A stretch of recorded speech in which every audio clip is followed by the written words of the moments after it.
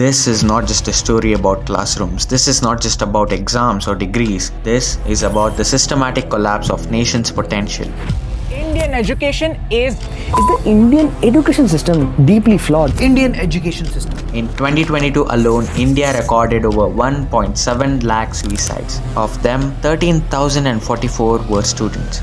A number that's quietly risen by over 64% in a decade. 83% educated Indians employable ही नहीं है. And the age group hit hardest 18 to 30-year-olds, the heart of our working population. In some of the India's most elite institutions, those temples of meritocracy, the crisis run deeper than ever.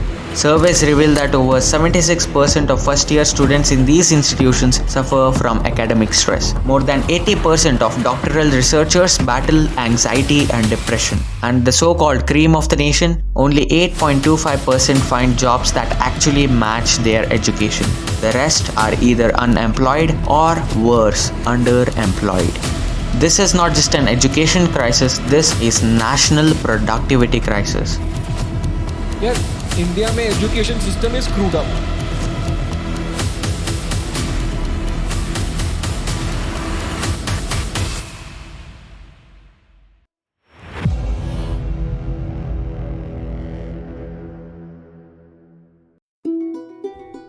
Part 1. The Modern Collapse, a system failing its youth. India's youth are not lacking in ambition. They are not short on talent. What they are drowning in is pressure. Pressure from outdated pedagogy. Pressure from a job market that doesn't care what you scored in your 12th board exam. And pressure from a system that measures memory, not merit. Data highlight. Suicide rates in India 12.4 per 100,000, the highest ever recorded. Student suicides from 7.6% of total suicides. Youth unemployed remains a major concern despite economic growth. A staggering 50% plus of degree holders end up in low-skill jobs unrelated to the field of their study. India's employability index for engineering grads, a mere 10%. And the root of it all? A system designed not to educate but to eliminate. Part 2. The Pressure Factory.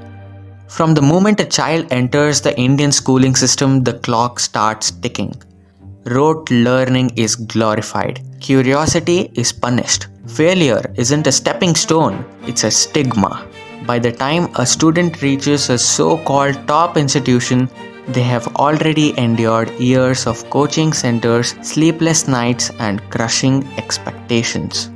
But what greets them at the end of the tunnel? Outdated syllabus. Crafted decades ago, lecture halls that haven't evolved with time, a job market that's already moved on. Many of the brightest students in India are still being taught technologies that global industries have long abandoned. Take core engineering disciplines, mechanical, civil, electrical, their course content in many universities hasn't been meaningfully updated for 30 to 40 years. In computer science, over 68% of courses across elite private institutions are deemed obsolete. Part 3. Where's the job? But the problem doesn't end with what students are taught. It deepens when we look at what they are not being prepared for. Only 42.6% of graduates are considered employable. More than half of all the graduates are working in roles that do not require their degree. In 2024, just 10% of engineering graduates were expected to land meaningful jobs. Even the top tech colleges had placement drop some to below 60%. And for those who get placed, the job often have little to do with what they studied. A mechanical engineer ends up as a coding analyst. A civil engineer finds themselves in sales. Degrees have become tokens, entry pass to a system that no longer values knowledge, only brand labels. Part 4. The Global Perspective. What others did right. While India drowns in outdated systems, some countries rose from scratch and rewrote their destiny. Singapore, the engineered transformation. Once a struggling island with no natural resources, Singapore chose education as its oil. It strategically transformed its schools to meet future industry demands. Vocational training was not seen as inferior but essential. The government established institutes of technical education linking classrooms directly to industry. Courses evolve with global trends. Teachers undergo constant upskilling, and most importantly, education policy is based on data, not politics. Singapore didn't wait for students to adapt to world. It shaped an education system that prepares them for the future, not the past.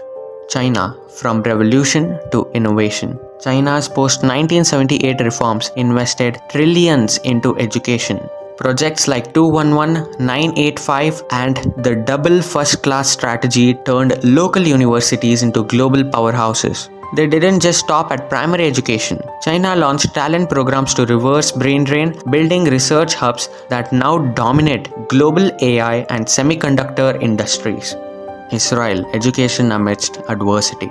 Despite being surrounded by conflict, Israel made its students problem solvers. Education isn't about marks, it's about impact. From medical tech to water solutions, their youth are trained to create, not just consume. Compare this to India, where innovation is often an accident, not an outcome. Part 5. India, the land that taught the world. Let's not forget who we are, the land of Nalanda, Takshashila, and Vikramshila, a civilization where education was free, voluntary, and sacred. Foreigners traveled across continents to study in India. Knowledge was not for sale, it was dharma. Aryabhatta calculated planetary positions. Charaka documented hundreds of diseases and treatments. Sushruta performed plastic surgeries 2000 years ago, and women like Gargi and Maitreyi debated Vedic philosophy at public forums. Back then, the goal of education was wisdom. Today, it's placement. Part 6. The reality. Who controls the system? We must ask, who is this system built for? Students are held accountable for failure. But what happens when teachers don't perform or when universities fail to update their syllabus? Nothing. The system serves the interest of administrators, officials, and private players. And the students, they are just units in a production line. Scarcity is weaponized, fear is monetized, and success is equated with a degree, not a skill. Part 7. Societal effects. The domino begins. This broken system doesn't just affect students, it corrupts society. Mental health issues now affect over 33% of students in top colleges. Social media dependency is rising, affecting over 40% of teenagers. Political unrest and youth protests are surging. Crime, corruption, and distrust in governance are reaching critical levels. We are building a generation of anxious minds, restless souls, and misdirected energies. Ending the stirring call to action. This is not a glitch, this is a system working exactly as designed. We are not here to complain, we are here to question, to expose, and to reclaim. Because if we don't fix this now, we lose an entire generation. But if we rise, if we reform, India can once again become the lighthouse of wisdom it once was. In episode 2, we will expose the domino effect. How this educational collapse spills into every corner of Indian life, from joblessness to politics, from technology to national identity.